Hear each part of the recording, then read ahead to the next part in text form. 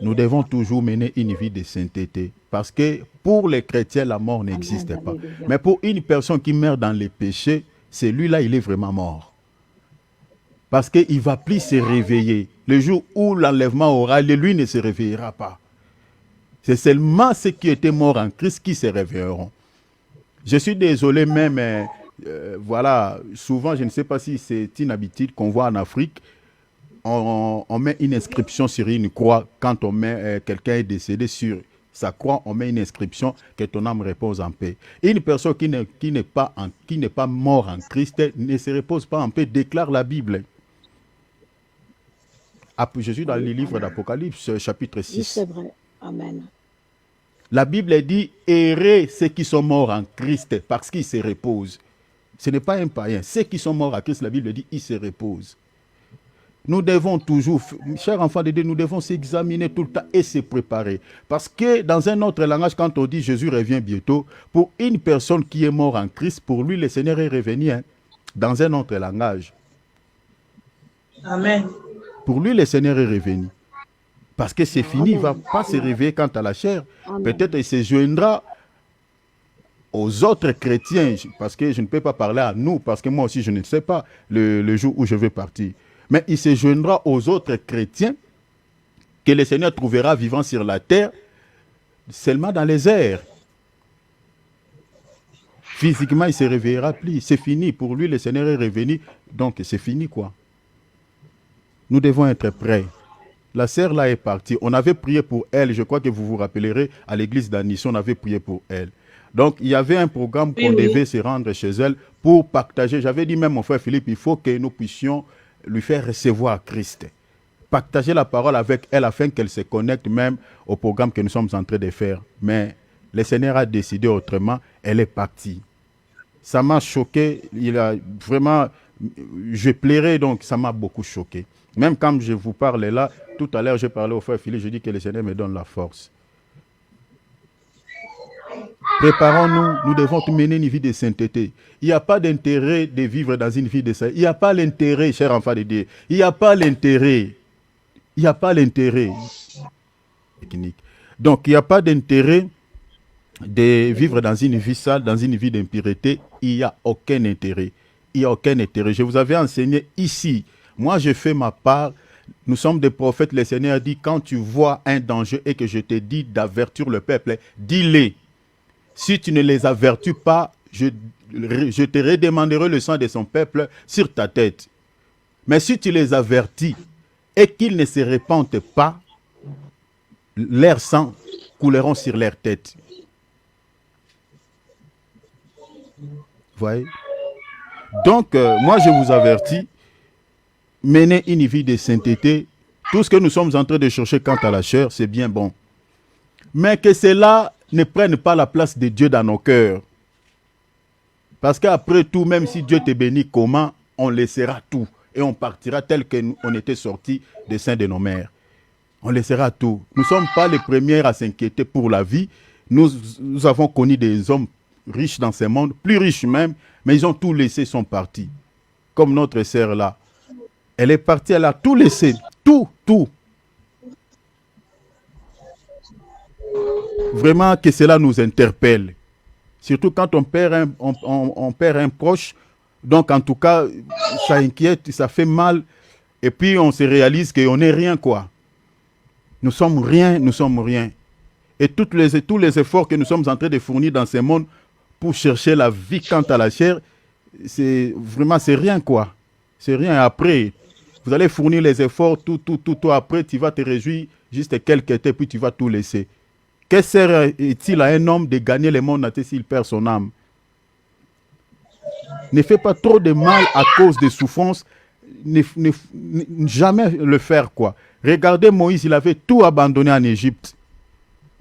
Parce qu'il avait compris que je ne peux pas rester dans l'abondance, mais je ne peux pas vivre dans l'abondance tout en restant dans les péchés. Nous allons se présenter devant le Seigneur, demander miséricorde, grâce. Sanctifie-toi devant lui.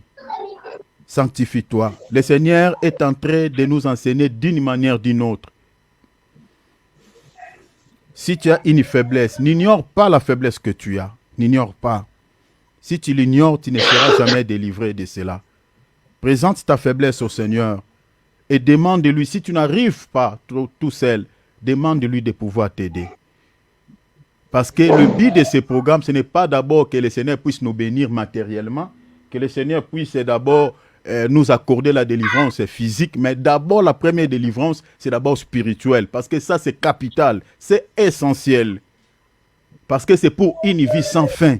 Mais la délivrance quant à la chair, c'est une délivrance éphémère. Éphémère. Même si le Seigneur te guérit d'une maladie aujourd'hui, cela ne dit pas que tu ne tomberas plus malade. Mais la vraie délivrance, c'est celle que le Seigneur nous accordera le jour d'enlèvement. Parce que là, on ne tombera plus malade. C'est fini. C'est fini.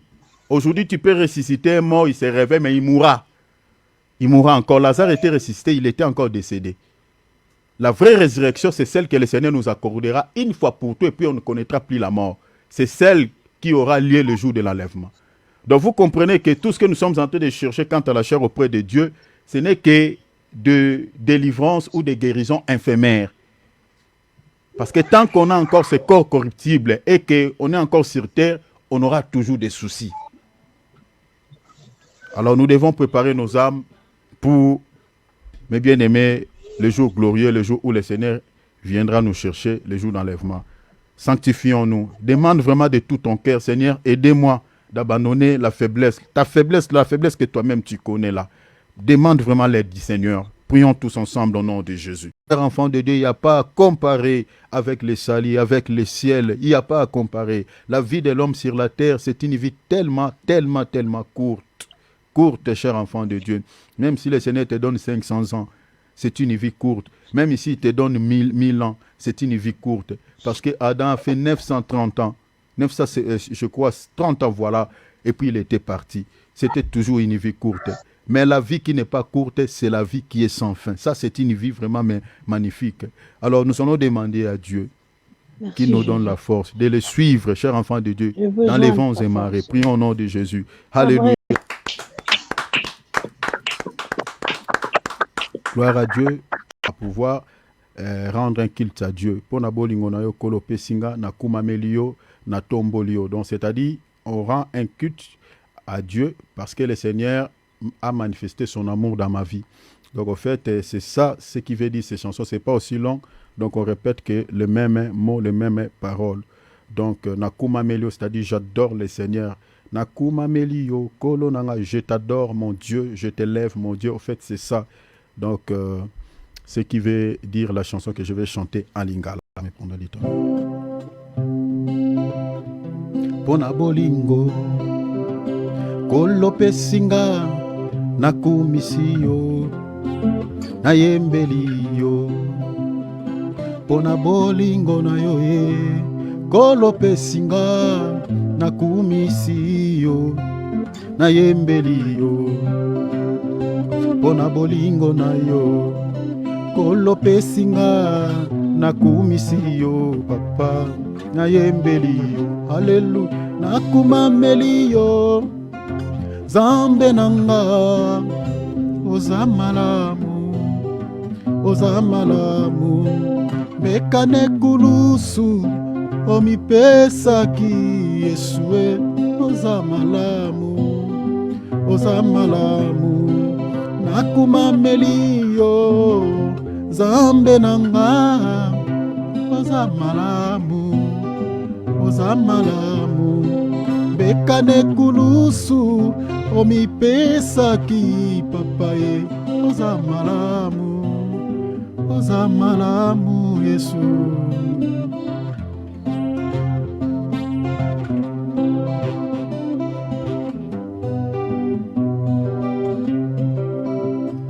pona bolingo na yo kolopesinga nakumisiyo papa nayembeliyo pona bolingo na yo kolopesi ngai nakumisi yo papa nayembeli yo Yesu nakumameli yo Nzambe nanga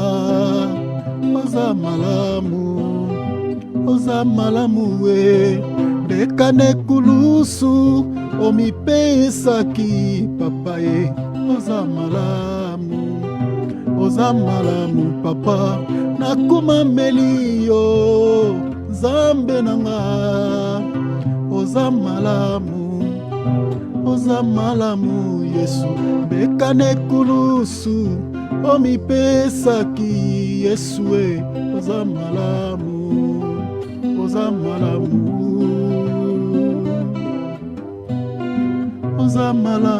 yesu e oza malamu yesu e oza malamu yesu e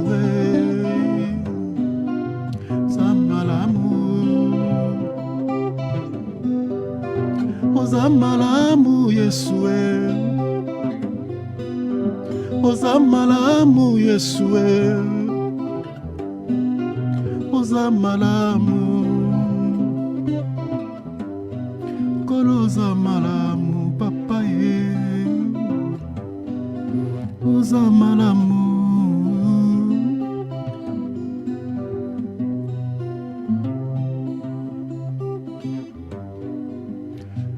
Merci Seigneur, tu es bon. Oza malamu, ça veut dire tu es bon Seigneur. Que le nom du Seigneur soit béni. Seigneur. Alléluia. Gloire à Dieu. Prenons nos Bibles, chers enfants de Dieu. Prenons nos calepins.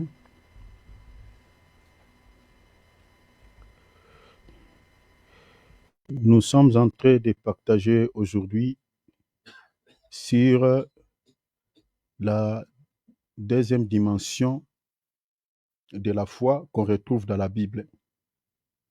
Donc, nous expliquons aujourd'hui la foi comme attente. Donc, ceux qui écrivent, vous pouvez déjà noter. Nous parlons de la foi comme attente. Donc, la foi, dans ce contexte auquel nous voulons partager aujourd'hui, est expliquée comme une attente. Donc, nous avions parlé ces derniers temps de la foi dans toutes ses dimensions que le Seigneur avait permis de pouvoir partager. Alors, aujourd'hui, je crois qu'on va mettre un point virgule si vraiment le Seigneur donne le temps. Je crois que même si on ne finit pas le mercredi, aujourd'hui c'est le lundi, le mercredi, on va parler sur la troisième clé parce que je veux qu'on finisse sur ces thèmes que nous avions commencé il y a déjà plusieurs mois. Donc, suivez-moi vraiment, chers enfants de Dieu, avec acuité pour que vous compreniez ce qui va être dit, mes bien-aimés, ce soir. Alors, notez la foi comme attente. Donc,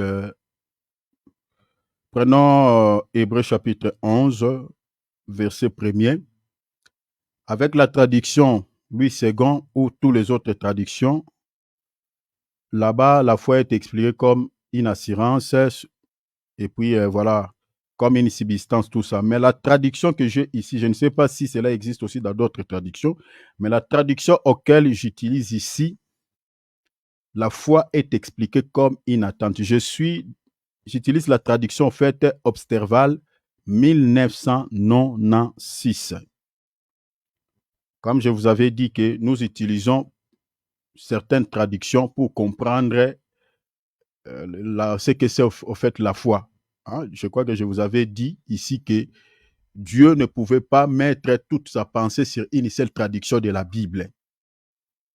Vous voyez? Donc si Dieu a fait que la Bible soit écrite ou soit mise dans de différentes traductions de la Bible pour que nous comprenions certaines choses dans plusieurs sens ou dans plusieurs dimensions aussi. Ce n'est pas par hasard. Voilà, donc ici, selon cette traduction, la foi est expliquée comme une attente. Bien-aimé David, tu peux lire d'abord dans la traduction Louis II, s'il te plaît, et puis je vais lire ici rapidement, mon frère. Gagnons le temps. Allez-y, mon frère. Hébreux 11. Premier. Or, la foi est une ferme assurance. La foi est une ferme assurance. Des choses qu'on espère. Des choses qu'on espère. Une démonstration de celle qu'on ne voit pas. Une démonstration de celle qu'on ne voit pas. Ça, c'est d'après la traduction Louis II. Mais ici, regardez comment est-ce qu'elle est expliquée. On dit, or, la foi est une ferme attente. La foi est une ferme attente des choses qu'on espère, une démonstration de celles qu'on ne voit pas.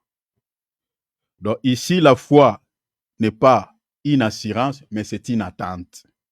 Tu vois que ça change un peu. C'est une attente. Donc, c'est-à-dire, ici, une personne qui a la foi doit avoir quoi? Ce qu'on appelle la patience. Donc, tu ne peux pas dire que tu as la foi si tu n'as pas la patience dans ton cœur. Pour commencer déjà, je crois, je commence là, cher enfant de Dieu. Parce qu'il y a beaucoup de chrétiens qui disent que j'ai la foi, mais ils n'ont pas l'esprit de patience. Vous savez que la patience, selon la Bible, est un fruit de l'esprit. Si vous lisez Galates chapitre 5, verset 22, vous allez voir que on cite le fruit de l'esprit. Le fruit est au singulier. C'est-à-dire, on dit l'amour, et puis on commence à citer les autres fruits. C'est-à-dire, il n'y a qu'un seul fruit qui dégage tous les autres fruits. Parce que parmi les fruits de l'esprit, il y a aussi la foi. Donc, c'est-à-dire, tous ces fruits-là qu'on a cités dans Galates chapitre 5, verset 22, l'un ne valent pas sans l'autre.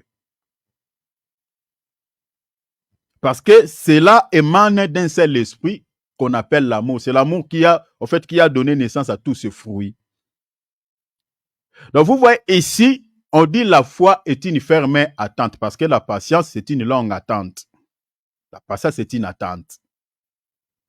Donc, vous ne pouvez pas dire que vous avez la foi si vous n'avez pas l'esprit d'entendre, si vous n'avez pas la patience vis-à-vis de Dieu. Donc, pour que nous comprenions que toi, tu as la foi, il faut que nous remarquions que tu as aussi la patience en toi. Vous voyez qu'il y a de l'intérêt de pouvoir creuser un peu la parole de Dieu pour que nous comprenions certaines choses dans certaines dimensions aussi. Parce que beaucoup pensent seulement, la foi, c'est juste croire. Non, la foi, c'est aussi l'attente. La foi, c'est aussi la patience. C'est ça la foi. C'est une attente. Et la Bible dit une ferme attente.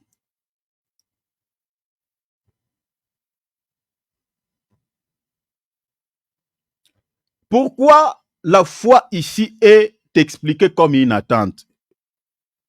Pour plusieurs raisons, parmi lesquelles c'est lorsque Dieu nous fait une promesse, il est essentiel de demeurer à une attente jusqu'à l'accomplissement de ses engagements. Je réitère pour ceux qui écrivent. Je dis ceci, quand Dieu nous fait une promesse, il est essentiel ou indispensable de demeurer en attente ou d'avoir la patience jusqu'à l'accomplissement de ses engagements. C'est-à-dire, Dieu nous a fait des promesses.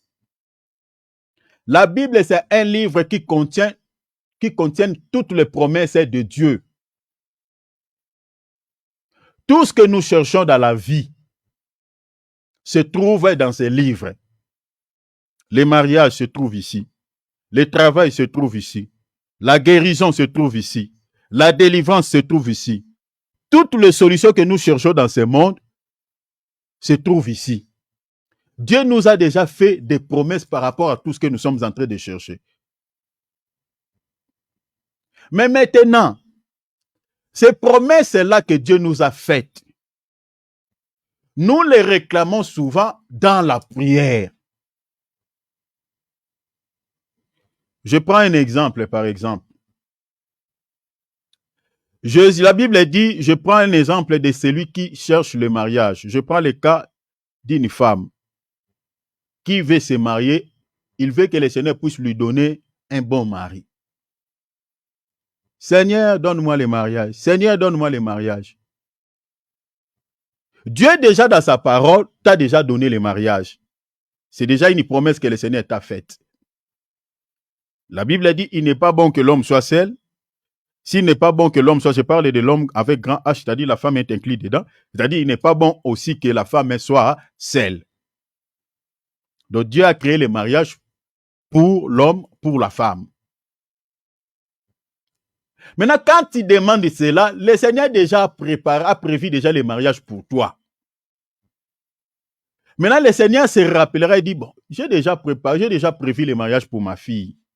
Maintenant, elle me demande dans la prière. Le Seigneur sait qu'il va t'accorder le mariage.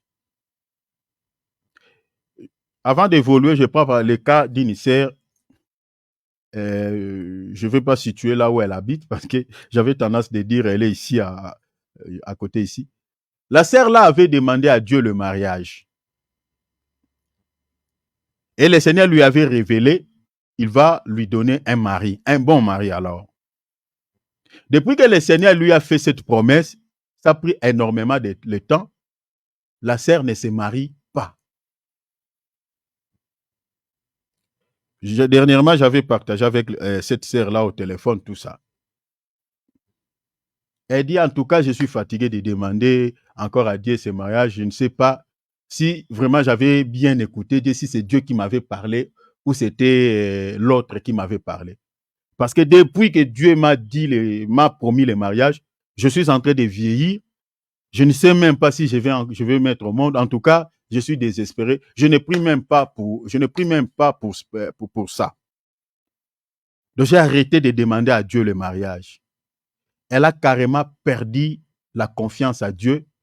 Elle a perdu la foi. Elle a perdu la patience. Elle ne veut plus entendre. Elle ne demande plus à Dieu ce mariage. Pourquoi? Elle a entendu longtemps. Une telle personne, comme elle a perdu la patience, elle trouvera que Dieu est un menteur. Et puis, elle va peut-être, si elle ne reste pas, parce que j'expliquerai autre chose après cela, si elle ne reste pas dans la présence de Dieu, elle veut maintenant vivre comme tout le monde, parce que j'avais vu quelques images sur WhatsApp et j'avais pas beaucoup aimé. Ce n'était pas bien. Et puis, le Seigneur m'avait montré aussi dans une vision qu'elle commence à vivre une vie de désordre. Donc, dans une vision, j'ai vu deux hommes qui la cherchent. Deux hommes. Il y avait un Africain et puis un Européen, un Français, tout ça, un blanc. Donc, qui l'a cherché? Donc, déjà, on voit la sœur. Et là, la promesse que Dieu lui avait faite, cette promesse ne s'accomplira plus. Pourquoi? Parce qu'elle n'est plus à la position à laquelle la bénédiction peut la trouver. Donc, elle a quitté au fait son poste. Elle s'est décapotée, elle s'est chavirée. Elle n'est plus sur le droit chemin. Et de telles personnes, elle restera toujours à dire que Dieu m'avait promis le mariage. Je ne sais pas si c'était Dieu. Je ne crois pas. Parce qu'il y a de telles personnes qui ne croient plus aux visions, qui ne croient plus aux prophéties, parce qu'elle sait que Dieu lui avait promis, mais et après, il n'y avait rien. Mais est-ce que la faute c'était à Dieu ou la faute c'était que la personne avait perdu la patience? C'est comme notre bien-aimé Abraham. Abraham, Dieu lui a promis la maternité. 25 ans passés, Abraham n'avait pas toujours d'enfant. Qu'est-ce qu'il avait fait? Il est allé, sa femme lui a proposé de prendre sa servante pour femme pour qu'elle puisse faire des enfants avec elle, qu'il puisse faire les enfants avec elle. Chers enfants de Dieu, Dieu nous a fait beaucoup de promesses. Mais les promesses de Dieu, quand on demande à Dieu dans la prière que Seigneur, tu m'as promis telle chose, tu m'as promis telle chose, tu m'avais dit que tu me donneras ça. quand on les demande à Dieu, si tu vois que cette promesse tarde, cher enfant de Dieu, ça ne sert à rien de mener une vie de désordre. Tant mieux si tu ne vas pas, tu ne vas plus prier pour ça, pour cette requête. Arrête de prier, mais restez dans une vie de sainteté, restez sur ton poste. Regardez, j'aimerais qu'on lise d'abord une écriture. Qu'on lise d'abord une écriture.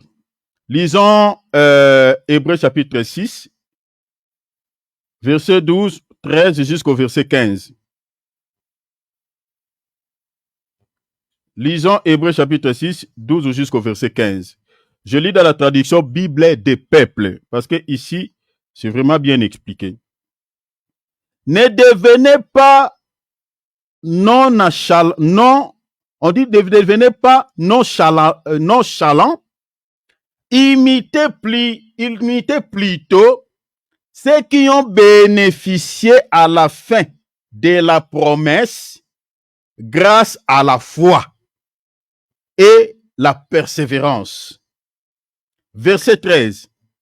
Quand Dieu a promis à Abraham, il agirait par lui-même, car il n'y avait personne de plus grand que lui. Verset 14. Il a dit, je te bénirai et tu seras béni. Je vais te multiplier et te multiplierai. Verset 15. Abraham a su attendre,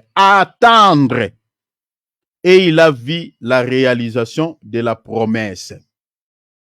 Je lirai encore dans la traduction de parole de vie pour que ça soit clair. Ne devenez pas paresseux, mais vivez comme ceux qui croient et qui sont patients. Ceux-là reçoivent les biens que Dieu a promis. Vous voyez ici, ça change un tout petit peu. On dit ne devenez pas paresseux. Paresseux par rapport à quoi? Paresseux dans la prière, paresseux par rapport aux ailes de l'évangile. La Bible dit ne soyez pas paresseux, mais ayez des ailes. C'est-à-dire, si Dieu tarde à accomplir ses promesses dans ta vie, cela peut te rendre paresseux dans la prière ou paresseux par rapport au service de Dieu. Tu avais des ailes pour servir Dieu, tu peux devenir paresseux, tu dis, c'est-à-dire ça te décourage au fait. Tu perds les ailes de servir Dieu, tu perds les ailes de prier, tu perds tout ça. Mais la Bible nous conseille ici par rapport aux promesses de Dieu qui tardent. La Bible dit, ne devenez pas paresseux, mais vivez comme ceux qui croient et qui sont patients. Donc vous voyez que la foi est liée à l'attente. C'est pour cela l'auteur de l'Épître aux Hébreux, selon de la traduction Observal 1996, il traduit la foi comme étant une attente, tout simplement. Il dit, ceux-là reçoivent les biens que Dieu a promis. Pourquoi? Parce qu'ils sont patients. Verset 13. Quand Dieu a fait la promesse à Abraham, il l'a faite avec un serment. Mais personne n'était plus grand que Dieu pour être témoin de ce serment. Alors Dieu l'a fait par lui-même. Verset 14, il a dit, oui, vraiment je te bénirai et je te donnerai une grande famille. Verset 15, Abraham a entendu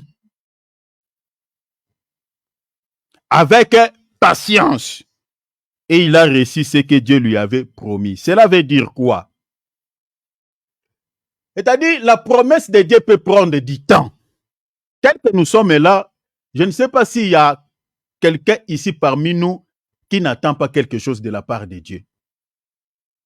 Tel que nous sommes là, tous, le Seigneur nous a fait des promesses. Nous attendons que le Seigneur puisse accomplir ses promesses dans nos vies. Maintenant, si vous n'avez pas la patience, si vous avez perdu la patience dans le cœur, vous allez chavirer, vous allez quitter le droit chemin pour pouvoir maintenant chercher ce dont vous en avez besoin par vos propres efforts, par vos propres moyens. Vous perdez la patience. Et une fois perdu la patience, cette promesse-là ne s'accomplira plus parce que vous avez perdu la patience. Vous avez perdu l'attente. Abraham, la Bible dit ici, Dieu lui avait fait la promesse. Mais celui-ci avait usé de la patience jusqu'à ce que la promesse de Dieu s'est réalisée dans sa vie. C'est-à-dire, si tu n'es pas patient, Dieu n'accomplira pas sa promesse dans sa vie. Vous comprenez que la foi comme une attente est indispensable, chers enfants de Dieu, dans la prière. C'est-à-dire, quand tu introduis une demande à Dieu, chers enfants de Dieu, il faut aussi avoir l'attente, la patience. Il faut attendre. Il faut attendre. On a prié pour toi afin que Dieu te guérisse de cette maladie. Tu n'es pas guéri. Cela ne dit pas que Dieu n'a pas exaucé cette prière. La guérison, il y a certaines guérisons qui se manifestent peut-être après quelques jours. Après quelques jours. On a prié pour ton travail. Tu es allé chercher le travail, tu n'as pas trouvé. Cela ne dit pas que la prière qu'on avait faite pour toi, pour le travail, Dieu n'a pas exaucé cette prière. La foi, c'est aussi une attente. C'est aussi la patience. Dieu a promis à Abraham, mais Dieu ne lui avait pas donné la date exactement à laquelle il allait accomplir cette promesse qu'il avait faite à Abraham. Parce que vous savez, quand Dieu nous donne des promesses, des fois Dieu ne donne pas tous les détails. Une date précise où il va accomplir cette promesse. Des fois, il peut te dire, ma fille, par rapport à ce sujet que tu as introduit, je t'accorde la solution. Je t'accorde selon ta demande. Dieu dit, il t'accorde. Mais maintenant, ce qui reste, c'est la matérialisation de ce que Dieu a dit qu'il t'a donné. La matérialisation. C'est là où maintenant se trouve le grand problème. Dieu t'a pas donné une date où il va matérialiser la chose, mais il te dit, je te l'accorde déjà. Marc chapitre 11, 24, il dit, tout ce que vous demanderez en priant, croyez que vous l'avez reçu. Et vous le verrez s'accomplir. Dieu te donne déjà, il dit, tu y as. Mais le problème, c'est que la réalisation, la matérialisation de ce que Dieu t'a donné. Là, maintenant, on a besoin de la patience. Prenons une écriture. Habakkuk, chapitre 2, verset 1 à 3. Habakkuk 2, 1 à 3. Chers enfants de Dieu, les clés que je suis en train de nous... La clé, au fait, qui est la foi que je suis en train de nous présenter ici, elle est indispensable pour qu'une prière soit efficace. Vous comprenez, hein? Même selon les Écritures. C'est indispensable. Indispensable. Si vous n'avez pas ces clés, la prière n'aura pas l'efficacité. Quand on prie, cher enfant de Dieu, comprenez que dans la prière, il y a des clés. Si tu n'as pas ces clés, ta prière sera inefficace. Habakkuk, bien-aimé David, tu es là? Oui, c'est là. Allez-y, mon frère. Habakkuk chapitre 2, verset 1er au verset 3e. Traduction Louis II. On y va, mon frère. Ok. Habakkuk, notez, cher enfant de Dieu, Habakkuk chapitre 2e, verset 1er jusqu'au verset 3. Suivez bien la lecture parce que nous allons tirer une leçon spirituelle ici. Allez-y, mon frère. Et j'étais à mon poste. J'étais à mon poste, souligné. Alors, mon frère. J'étais à mon poste, souligné, poste. J'étais à mon poste, souligné, le poste. On continue, mon frère. Et je me tenais sur la tour. Soulignez encore la tour. Je me tenais sur la tour. Soulignez la tour. Je veillais Soulignez encore vigilance. Je veillais.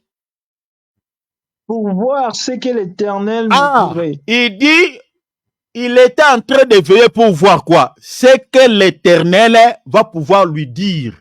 Ce que l'Éternel me dirait. Il attend où? Ce que le Seigneur va lui dire. Sur son poste. Continuez. Et ce que je répliquerai après ma plainte. Ce que je répliquerai après ma plainte. Verset 2, mon frère. L'Éternel m'adressa la parole et me dit. Ah! Et L'Éternel est venu lui dire où? Sur son poste. En d'autres termes, si notre bien-aimé Habakkuk n'était pas sur son poste, le Seigneur pouvait venir les regarder et il ne les trouve pas. L'Éternel pouvait passer. C'est comme aujourd'hui, il y a beaucoup qui ont demandé des choses à Dieu. Dieu est venu à un certain moment pour pouvoir les voir, les visiter, accomplir ses promesses. Mais Dieu ne les trouve pas sur les postes. Ici, remplacer déjà la poste comme étant dans la présence de Dieu. La poste peut expliquer beaucoup de choses. C'est-à-dire la prière, peut expliquer la vie de sainteté. Vous comprenez? Peut expliquer la crainte de notre Seigneur. Vous comprenez? Peut expliquer cette vie d'intimité avec Dieu. Peut expliquer toutes ces choses. Maintenant, Dieu te regarde dans tout ça. Il ne te voit plus. Vous savez, quand on vit dans une vie de péché, si Dieu vient te chercher, il ne te trouvera plus. Tu es là, mais Dieu ne te voit pas. Il ne te voit pas. Rappelez-vous de notre bien-aimé Adam. Une fois péché, Dieu ne le voyait plus. Adam, Adam, où es-tu? Est-ce que réellement Dieu ne le voyait pas? Donc, c'est-à-dire, cela veut dire que quand on est dans les péchés, on n'est plus à la place que Dieu nous a laissée parce que Adam était dans les jardins, mais dans une vie de sainteté. Là, Dieu le voyait parce que Adam avait la crainte de nom du Seigneur. Il avait la vie de sanctification. Le péché ne se retrouvait pas encore dans sa vie. Mais du moment où le péché est entré dans la vie de notre bien-aimé Adam, Adam était toujours dans les jardins, mais Dieu ne le voyait plus. Donc vous comprenez que tu peux être chez toi. Quand tu gardes la sainteté, Dieu te voit. Il peut te parler à tout moment. Il peut te visiter à tout moment. Mais si tu commences à vivre dans les péchés, tu vis toujours dans la même adresse. Mais Dieu peut venir là, il ne te trouve plus. Là, tu n'es plus sur ton poste. Je ne sais pas si je me fais comprendre, cher enfant de Dieu. Il faut que nous comprenions ce qu'on appelle les clés. Continuez, mon frère. L'Éternel m'adressa la parole. Voilà. Écris la prophétie. Remplacez ici la prophétie comme la Bible, parce que la prophétie ou les prophéties par excellence, c'est la parole de Dieu. C'est la parole de Dieu. Je suis dans 1 Pierre, je crois, chapitre 2, verset 10, ici je m'abuse. La parole de Dieu, c'est une prophétie par excellence.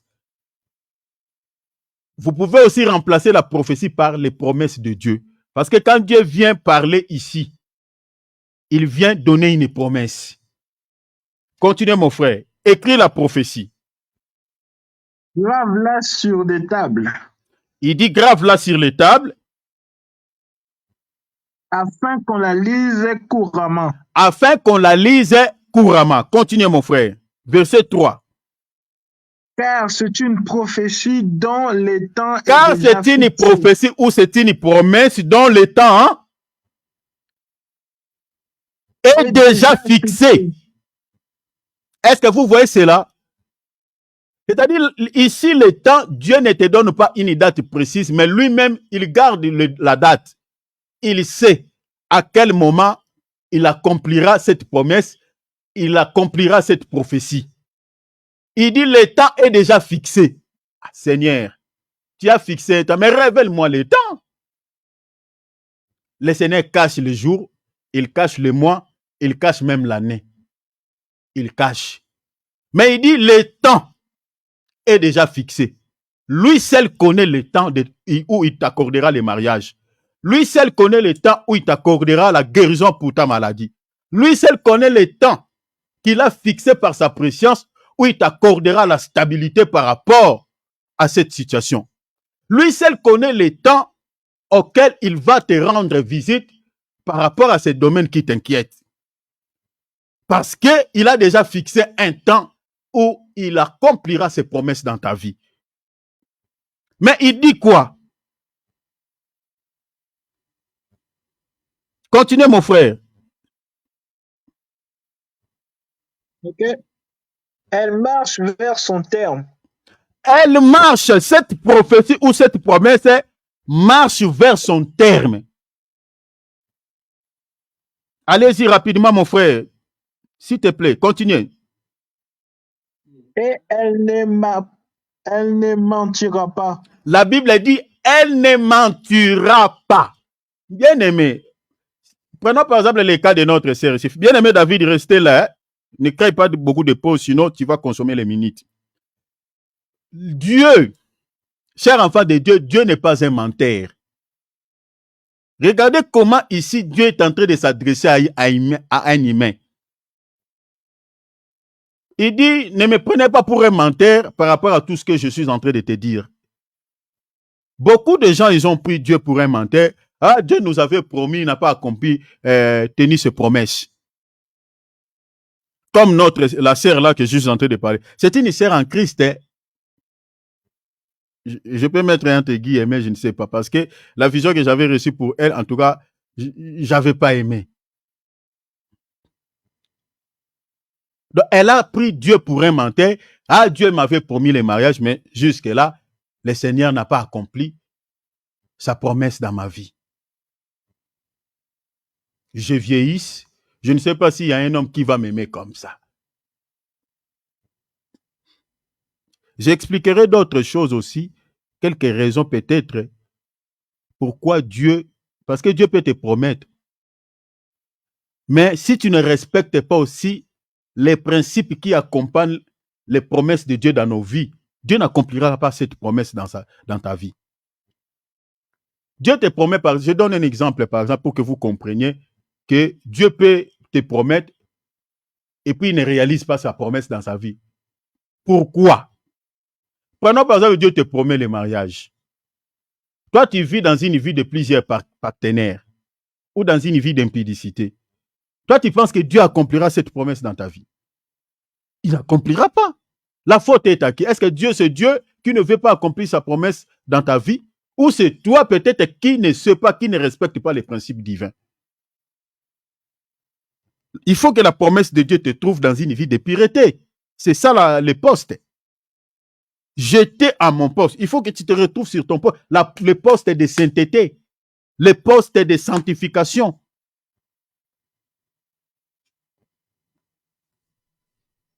Le temps est déjà fixé.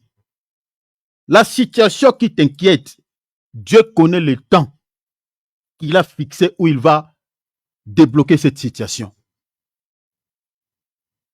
Continuez, mon frère. Elle marche vers son terme. Elle ne mentira pas. Tu étais arrêté là. Et puis il dit quoi?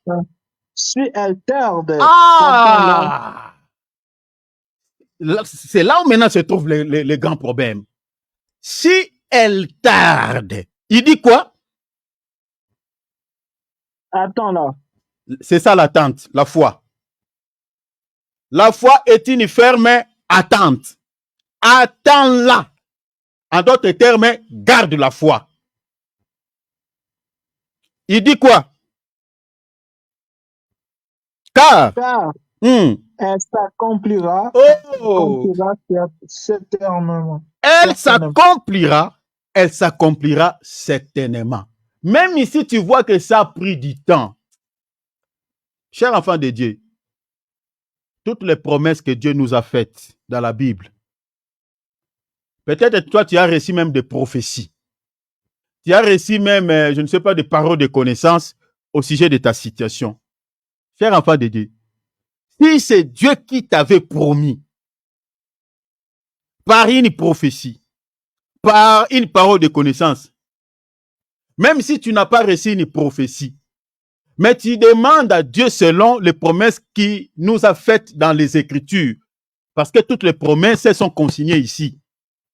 Et que tu dis, Seigneur, tu m'as promis dans ta parole que tu vas me guérir, que tu vas me bénir, que tu vas stabiliser ma vie.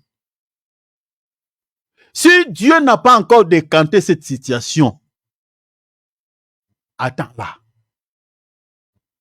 Garde la foi.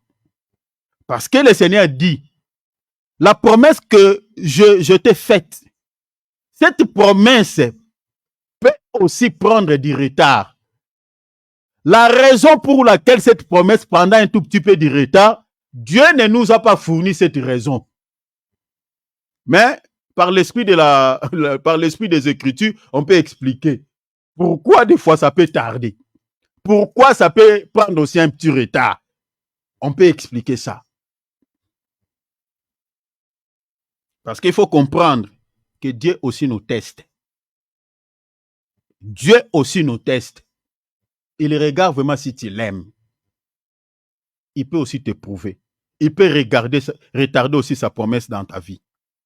Seigneur, jusque-là, tu ne me guéris pas. Seigneur, jusque-là, tu ne me donnes pas un mari. Seigneur, jusque-là, ma vie, regarde. Regarde ma situation, regarde la situation de ma famille. Regarde, Seigneur, je n'ai pas le travail, je n'ai pas un bon travail. Regarde, ma situation, je ne mange pas bien. Seigneur, regarde. Tout ce qui t'inquiète est là. Cher enfant de Dieu, Dieu veut t'accorder la solution.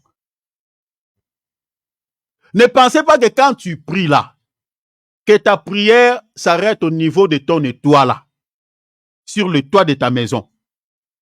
Ne pensez pas que ta prière, Dieu les jette dans une poubelle. Et dit, toi là, hé, Rabiel, récupère sa prière, va jeter ça là-bas. Non, non. Dieu écoute ce que tu dis. Il attend. Je vous dis la vérité, Dieu écoute toute prière. Tel que nous sommes là, ses enfants, la requête que tu avais introduite auprès de Dieu là, Dieu a écouté. Mais le problème, c'est que il est en train de te regarder, de t'observer pour des raisons que lui-même sait. Peut-être il veut encore travailler ta foi. Peut-être il veut encore t'éprouver pour voir si vraiment tu l'aimes. Regardez par exemple notre bien-aimé Abraham. Est-ce que Dieu vraiment avait-il une raison de pouvoir, demander à Abraham, Isaac, demander à celui-ci de pouvoir exécuter ton fils, de tuer son fils? Dieu voulait vraiment qu'Abraham puisse tuer son fils? Non. Si vous lisez le texte, Dieu voulait seulement regarder si Abraham l'aime. Lisez bien, je crois, Genèse combien? 25 sous 22. Dieu voulait seulement éprouver le cœur d'Abraham si Abraham l'aime. Regardez si vous... Quand Abraham a pris le couteau, il a voulu maintenant étrangler son fils, c'est-à-dire couper la tête de son fils. Dieu dit, ne fais pas le mal à ton fils. J'ai vu que tu m'aimes. J'ai compris qu'aujourd'hui, Abraham, tu m'aimes. De tout ce que Dieu voulait, cette épreuve-là, c'était juste pour que Dieu teste le cœur d'Abraham. Si Abraham, tu aimes réellement et que tu peux me donner quelque chose de précieux. Des fois, Dieu tarde à accomplir certaines promesses dans nos vies. Peut-être il est en train de tester ton cœur pour remarquer, pour voir s'il n'agit pas, comment est-ce que tu vas réagir. Si ça prend du temps, ta réaction sera quoi? Est-ce que tu vas l'abandonner? Tu vas aller chez l'autre? Ou quoi? Ça, on peut expliquer ce retard. On peut l'expliquer dans plusieurs dimensions. Je prends un exemple, un cas de figure dans la Bible. Exode 32, verset 1. Frère David, mettez les cordons là où tu as lu là. Lisez Exode rapidement. Sois rapide, mon frère, s'il te plaît. Exode 32, verset 1, parce qu'on va arrêter tout, dans quelques minutes. Exode chapitre 32, verset 1er. Regardez On est ici le peuple qui n'avait pas la patience, qui n'avait pas cette foi, qui est attente. Lisez mon frère. OK. Exode 32, verset 1er. Allez-y, mon frère. Ouais, je suis- Je lis rapidement. Le peuple, Le voyant que peuple, Moïse, voyant que Moïse tardait à descendre vous voyez de la ici, montagne, le peuple a vu quoi? Moïse y tardait. Tout à l'heure, là, on a vu le Seigneur dire, si elle tarde, attends-la. Ici, le peuple a vu que Moïse y tardait à quoi? À descendre. Moïse, il était à la montagne, il était en train de parler avec Dieu. Il parlait avec Dieu pour leur bien. Mais ils ont dit, ah, depuis qu'il était allé à la montagne parler avec Dieu, bien qu'il parle pour notre bien, mais il tarde quand même. Continuez, mon frère. Ils ont dit quoi? s'assembla autour d'Aaron S'assemblant autour d'Aaron, qu'est-ce qu'ils lui ont dit? et lui dit, Il lui dit, allons, allons, fais-nous un Dieu qui hey, marche vous devant voyez nous, ici, vous voyez ce que le manque de patience peut causer dans la vie d'une personne. Quand quelqu'un se patiente, quand quelqu'un n'a plus de patience, cher enfant de Dieu, quelqu'un ne veut plus entendre la promesse de Dieu, cher enfant de Dieu, il y a eu toujours des conséquences néfastes, des conséquences qui ne sont pas bien. Ces peuples ici n'ont pas voulu attendre, se patienter que Moïse puisse descendre de la montagne. Oh, Moïse, il était sur la montagne en train d'intercéder auprès de Dieu en faveur de ce peuple. Mais ce peuple se patientant, ils n'ont plus voulu attendre. Il dit, bon, on se fatigue de ce Moïse et de son Dieu. Nous voulons maintenant créer notre propre Dieu. C'est l'état auquel beaucoup de chrétiens aujourd'hui vivent. Ils n'ont plus voulu entendre auprès de Dieu véritable parce qu'il a entendu, il dit, bon, comme Dieu ne veut pas m'exaucer, ne veut pas m'accorder selon ma demande, il est allé auprès de l'autre. La sœur vivait dans la crainte du nom du Seigneur. Il suit maintenant l'autre qui dit quoi? Mais tu peux aussi vivre dans l'impudicité, non? Tu peux aussi vivre dans les mensonges, non? Tu peux aussi vivre comme les autres, non? La personne se décapote. Cher enfant de Dieu, vous savez l'idolâtrie, c'est quoi? Ici, l'Israël avait créé un veau d'or. Mais l'idolâtrie, c'est aussi quelque chose qui a pris la place de Dieu dans ton cœur. Quand tu veux vraiment... Prenons par exemple, l'idolâtrie, ça peut être aussi même dans les mariages. C'est-à-dire ton mari peut devenir aussi une idole. C'est pour cela, des fois, des langages comme si je ne te vois pas, je me sens plus envie de vivre. Ça, ce sont des langages très graves. Un enfant de Dieu, tu ne peux pas dire à un humain comme ça. Si je ne te vois pas, je ne dors pas. D'ailleurs, la plupart de ceux qui font de telles déclarations, ce sont des menteurs. Si tu vérifies chez eux là-bas, tu verras qu'il était dormi, toute la nuit, il était profondément endormi. Mais il est en train de mentir à l'autre que si je ne te vois pas, je n'arrive pas à dormir. Certains disent que j'arrive pas à manger. Mais il a bien mangé, il s'est rassasié, mais il ment. De telles déclarations, ce n'est pas bien. La personne là peut devenir une idole. L'idolâtrie peut être aussi le sous, l'argent. Ça peut être aussi ton travail. Ton travail, ça prend tellement du temps que tu n'as pas le temps même de prier Dieu, de lire sa parole, d'aller même à l'église. Ça devient une idole. Si quelque chose prend une grande place dans ta vie, plus que Dieu, c'est aussi une forme d'idolâtrie. Ce n'était qu'une parenthèse, j'ouvre, je referme. Ici, l'Israël n'a pas voulu se patienter, n'a pas voulu attendre. Il dit, il change. Quand on perd la patience, cher enfant de Dieu, on se détourne de Dieu. Voilà pourquoi il est demandé, cher enfant de Dieu. Dieu nous a fait énormément de promesses. Cher enfant de Dieu, il a dit, il ne ment jamais. Même ici, ça prend du temps. Gardons la foi en tant qu'attente, comme une Amen. attente, comme patience. Gardons la foi. Gardons cette patience. Parce que l'un des 4 matins, parce que pour que Dieu puisse tenir sa promesse dans nos vies, il n'est pas seulement question que tu continues à prier. Non. Non, non. Tu peux prier 2 fois, 3 fois pour ce sujet. Et puis tu changes le sujet. Mais si tu restes dans la sainteté, Dieu sait que ma fille, mon fils, avait introduit auprès de moi une demande. Il avait prié 2, 3 fois pour ça. Et après, il a ou elle a arrêté de me demander par rapport à ça, mais elle garde toujours ses vêtements propres. Tu verras Dieu accomplira sa promesse dans ta vie, même si tu lui demandes plus. C'est comme ça notre Dieu. Je crois que beaucoup parmi nous ici, peut-être peuvent affirmer ce que je suis en train de dire. Peut-être tu avais demandé quelque chose à Dieu. Tu as oublié même de la demander. Tu ne la demandes plus ça.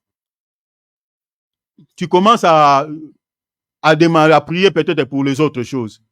Mais tu gardes toujours ta constance. Tu gardes toujours ta vie de sainteté. Et tu verras le jour où tu ne t'attends même plus. Tu verras Dieu te visiter. Le cas de notre sœur qu'on avait prié pour elle ici, au sujet du cancer. Cette sœur-là, j'ai prié pour elle 2 fois. Donc, la première fois que j'avais fait la prière, le Seigneur avait déjà écouté ma prière. La sœur, elle n'était pas physiquement, elle n'était pas guérie. Elle a demandé encore la prière. On a encore prié. Après quelques jours, je crois, c'était après quelques semaines, la guérison maintenant est devenue visible. Chers enfants de Dieu, quand on demande quelque chose à Dieu, il faut aussi avoir la foi comme attente. Attendre. La patience, c'est aussi une foi. Si tu perds la patience, c'est l'autre qui va te visiter comme l'Israël. La Bible dit ici, puisqu'ils ne voulaient plus attendre, ils se sont décapotés. Parce que le diable va t'aider. Quand tu perds la patience, il va t'aider. Il va t'aider. Restons sur nos postes. Comme Habakkuk, il dit, j'étais à mon poste. Vous savez, il dit, je me tenais sur la tour. Si vous regardez dans la Bible, la tour, celui qui se place sur la tour, dans la Bible, on l'appelle sentinelle. On l'appelle sentinelle. Voilà pourquoi il dit ici, je veille. C'est-à-dire, une sentinelle, il veille le jour tout comme la nuit. Et puis la tour dans la Bible, on les plaçait pas à n'importe quel endroit. On les plaçait soit sur les collines, ou soit dans des endroits stratégiques. La tour. Pourquoi? Pour la protection du territoire. Voir si l'ennemi cherche à pénétrer la ville. Donc vous comprenez ici la position de notre bien-aimé Habakkuk. Il était comme une sentinelle qui était placée sur une tour.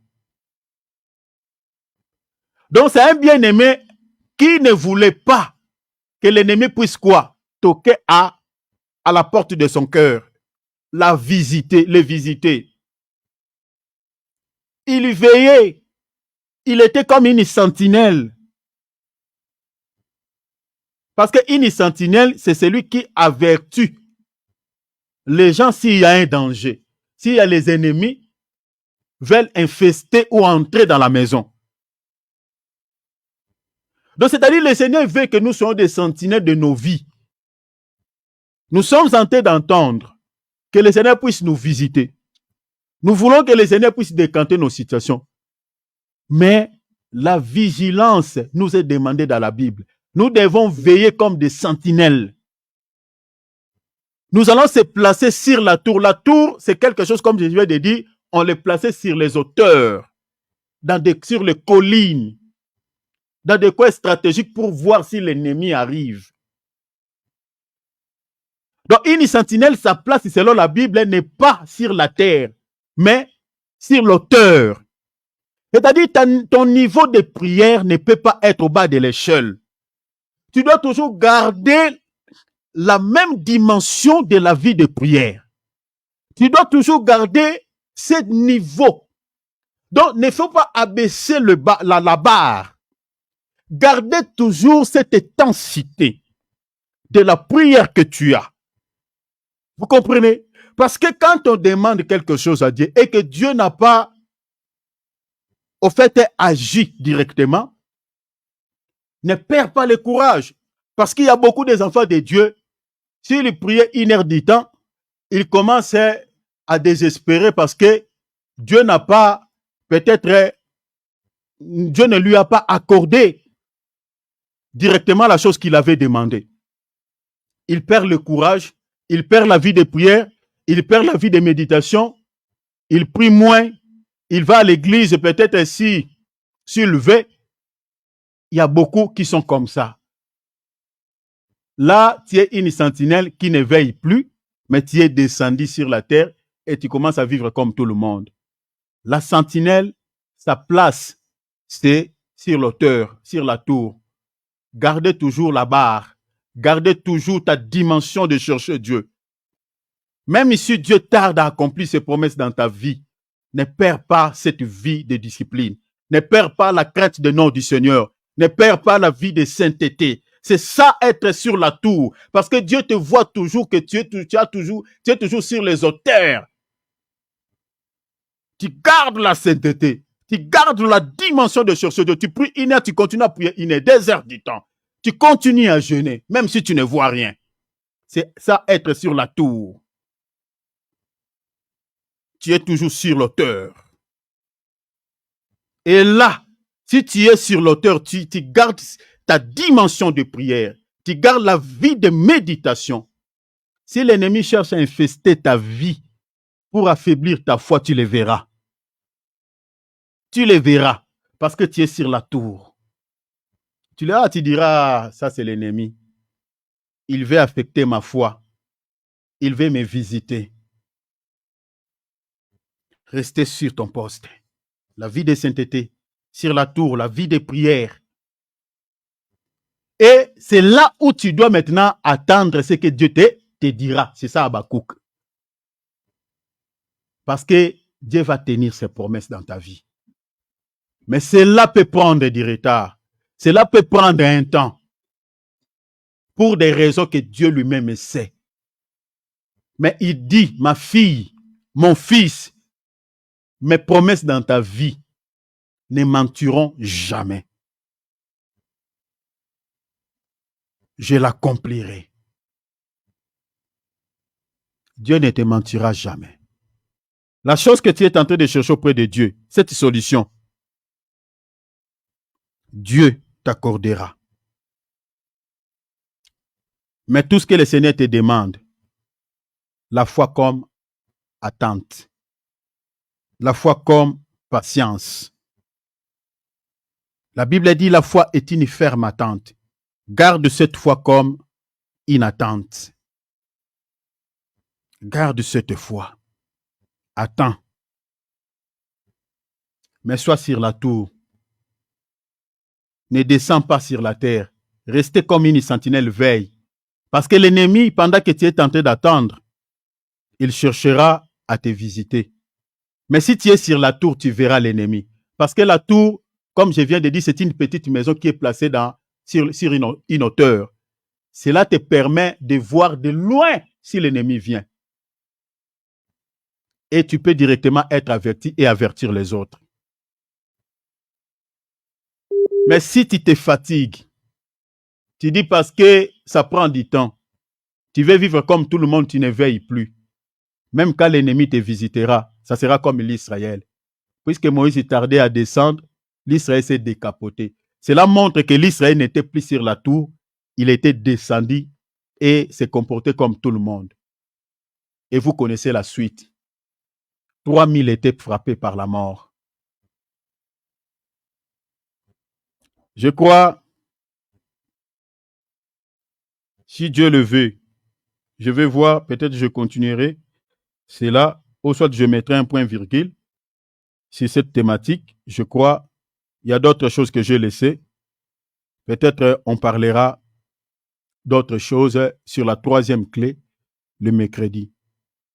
Je crois que l'essentiel est dit, mais je laisse les autres choses. Peut-être on en parlera un autre jour. Le mercredi, on parlera sur la troisième clé. Vous le saurez le mercredi, qu'est-ce qu'est la troisième clé. Sinon, le Seigneur de gloire vous bénisse. La foi, c'est aussi une attente. Demande à Dieu qu'il te donne la patience. Il accomplira ses promesses dans ta vie. Mais le Seigneur dit, il faut que tu puisses avoir la foi comme patience. Prie le Seigneur à la manière dont tu as écouté, qu'il te donne ce cœur d'attendre aussi. Mais d'attendre sur la tour, dans sa présence. Que tu ne perds pas la vie de prière, que tu ne perds pas la vie de sainteté, que tu restes comme une sentinelle qui veille sur sa vie, afin que l'ennemi ne puisse pas pénétrer ta vie. Prions au nom de Jésus. Mon Père, merci pour cette exhortation que nous avons écoutée. Je te bénis, Papa, je te rends la gloire. Seigneur, tu nous as parlé au travers de cette exhortation. Tu nous as expliqué la foi comme étant une attente. Seigneur, il arrive des fois l'ennemi nous visiter et on perd la foi, on perd la patience. On se demande, on dit, Dieu, s'il était avec moi, pourquoi ne m'a-t-il pas délivré? Pourquoi il tarde à agir? Le Seigneur n'écoute pas ma prière. Le Seigneur ne veut pas m'exaucer, alors qu'on se trompe. Seigneur, nous avons compris au travers de cette exhortation que, Seigneur, tes promesses peuvent aussi retarder, peuvent aussi prendre quelque temps. Mais cela ne dit pas que tu n'accompliras pas tes promesses dans nos vies. Mais tu nous apprends ce qu'on appelle l'attente. Tu nous apprends ce qu'on appelle la foi comme attente, comme patience. Tu veux que nous puissions patienter, attendre, jusqu'à ce que, Seigneur, tu accompliras tes promesses dans nos vies. Je te prie de pouvoir nous accorder, Seigneur, la patience.